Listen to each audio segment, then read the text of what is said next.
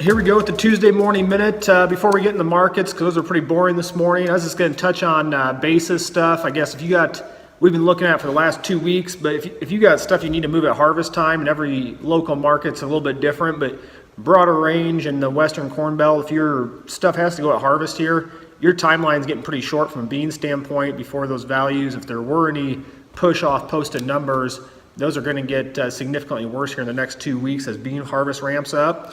So the thought would be, if you got some and you're unpriced, I personally think the bean prices, we're off 5 this morning. Novi beans at 9.62. That's still about 10 to 12 cents off some pretty good resistance. So until we get yield data, I don't really expect beans to blow off the top from that 9.77 type level. Same with corn. Corn's off half a cent this morning. We're at 3.51, but similar story. Try to take advantage of the basis opportunity here in the front end of harvest, and don't subject yourself to the widest basis of the year right during gut slot harvest. So if you got bin space, go to the bin with a forethought and thought process of the next 6 months, and then look at hedging off some of this carry and working on the basis from there.